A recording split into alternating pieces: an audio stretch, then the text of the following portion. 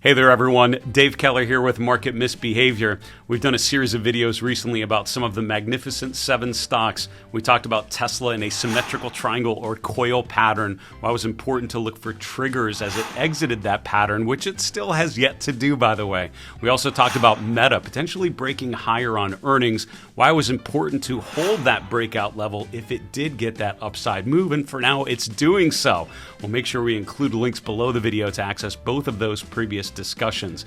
Today we're going to talk about another Magnificent Seven name, one that's in the news this week because just today on Wednesday, August 6th, news from the White House that Apple is announcing a much bigger investment in the U.S. and in growth in the U.S. But we're going to approach Apple from the technical perspective. News headlines aside, what are the measures of price, trend, momentum telling us about conditions for this leading technology name?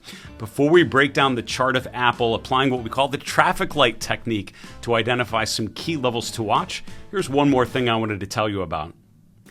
I spent many years earlier in my career working for large financial institutions, and when I left the institutional world, I remember thinking, what am I going to do to replace these big, expensive, but powerful institutional investing platforms that I've had access to this whole time? There is an option now for individual investors and financial advisors, and it's called Kifin. Kifin really combines some of those great capabilities of the big, expensive institutional platforms, along with some capabilities really optimized for financial advisors and high net worth individuals, and puts it in a very low cost, underpriced package on a web-based platform compared to the possibilities that you can achieve by using said platform. One of the features I love to use on Kifin are the ETF holdings. You can take an ETF, you can, like the QQQ, you can look at the biggest weightings, you can look at weightings by sector, you can run some basic attribution analysis. So for ETFs that you own or that you're considering owning, doing the due diligence of really understanding the exposures you're going to get is super important and super powerful for your portfolio. If you go to marketmisbehavior.com/Kifin, you can get 10% off any new membership. I hope you will check it out, and I hope you will find it as meaningful and powerful and impactful as I have found myself. Now let's get back to the charts. All right, so here's the chart of Apple, and I actually just recently discussed this on my daily market recap show called Chart This with Dave Keller, shameless plug. It's every trading day after the close here on our YouTube channel and also on all the social media platforms. We were looking at this chart of Apple, basically talking about the sideways price action. If you look at what's happened with Apple, it is, I don't think it's controversial to say this has been probably one of the least impressive of the Magnificent Seven stocks, while Nvidia and Microsoft and Meta have been breaking out. You have others like Netflix, which had been so strong but starting to weaken after their latest earnings, and Apple, which has just been underwhelming.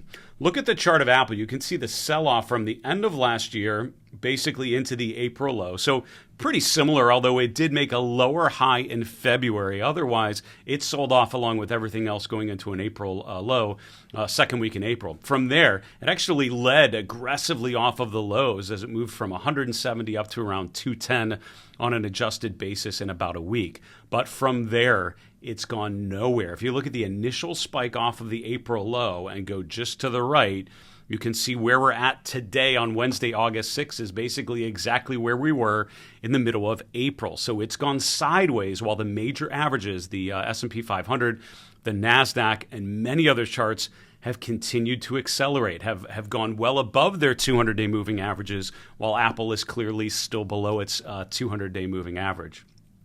What I wanted to do today, though, is talk a little bit more about some of the specific technical indicators that I'm looking at, some of the particular price levels we're paying attention to, and then we're going to finish with what I call the traffic light approach or a stoplight approach, where we think about three different scenarios, or basically what would it need to see for us to be fairly bullish, what would we need to see to be particularly bearish, and then what's that middle look like, that yellow light section. Let's talk about breaking down this chart from a technical perspective. First off, we can see a pretty consistent resistance level that I've indicated here in pink. This is right around $215 a share. You can see that the initial rally off of the April low stalled out just below there, right around 213. We pulled back, had this great hammer candle right around 190, then bounced up to basically retest that peak. And that secondary high came in just below 215. You can see then a series of subsequent tests in May, and then again in early July and late July, and then again today, trading right back up to that 215 level. I was taught once is chance, twice is a coincidence, 3 times is a pattern. And what that means is the more we test a particular resistance level, the more it serves to validate the importance of that level, right? Every time Apple hits 215 and pulls back, it sort of serves to reinforce the importance of that level as a pivot point. And that means 2 things. Number 1, I should anticipate further resistance if we test that level in days and weeks to come, because that's what's happened before. But it also means if we finally break above that level with improved momentum, with improved volume, with improved trend, that tells me something's different. That would represent what I call a change of character, where the chart's already starting, or all of a sudden starting to do something very, very different. So in terms of other overhead resistance, we can see the 200-day moving average lies slightly above the current levels, just below $221 a share. I also want to highlight the fact that if you take the December peak to the April low, you can see that the highs that we've experienced here over the last 3 months are basically a 50% retracement of that sell-off. Now, we often talk about some of the other Fibonacci levels, which I think are still valid, but for Apple in particular, the 50% level has become very, very important. So for me, the chart is what dictates the most important levels. The chart's telling me 215 is an important level of resistance. Now, what about the flip side? What about that support? Well, remember what I mentioned. After that initial rally off the April low, we pulled back. We ended up finding support around 190. We had this hammer candle right here. A hammer candle is where you have the open and close near the highs of the day, very limited upper shadow, and a long lower shadow or lower stem. It's called a hammer candle. Think of it as hammering out a bottom. That happened there 3rd week in April. From there, we bounced back up to the previously mentioned resistance. But then over the next 2 months, look how a number of times in May and then again in June, we found support right kind of in the 193 to 195 range. I would basically say that is a series of tests of that hammer candle back there from April 21st. And I've highlighted this not as a horizontal line, but as a rectangle, sort of a range. I like to think of support and resistance levels not as hard and fact precise levels, but more as ranges, because stocks will often trend briefly above or below those support and resistance levels. So I think of them in terms of ranges. I think there's a little bit of wiggle room you have to assume. Now, what we can also note, so those are some of the key levels that I'm looking at. Let's look at the indicators below the price action. First off, in terms of momentum, after that sell-off in January, February, March, look how the RSI is in a bearish range, often becoming oversold on sell-offs. And on rallies, the RSI doesn't get much above 60. That's sort of a bearish range. In a bearish phase, the entire range of the RSI indicator often goes down. We get down to an RSI of like 20 or 30 on sell-offs. We only get to an RSI of 50 or 60 on rallies. And so the whole range has gone down. From there, though, from that April low, after that initial bounce, the RSI has mostly, up until the last month, has mostly been between 40 and 60. So this range-bound environment has been marked by a range-bound momentum indicator, with the RSI really gravitating around that 50 level. Now we can see that the RSI is still sort of going above and below 50, but the range is expanding a little bit. So at the early July peak, the RSI went briefly above 60. We can see on the pullback, the RSI went briefly below 40. So we're getting a little more volatility in the momentum indicator, but not really getting a breakout that would suggest a meaningful move above resistance or below support. So one of the ways I would validate any sort of breakout, if you think about a break above 215, ideally a break above 220, which would clear the 200-day moving average for the first time since early March, I would want to see the RSI push well above 60. Ideally, get up to the overbought region. That's what often marks a breakout with sustained momentum, because the RSI becomes overbought as buyers take control and really start to push the price higher. On the downside, a break below 195 on weaker momentum, with the RSI pushing well below 40, ideally down to the oversold region, would basically indicate more of a distribution phase and likely further deterioration. Now, at the bottom, we have the Chaken money flow. Chaken money flow is an indicator created by technical analyst Mark Chaken, which is a way of analyzing trends in volume over time.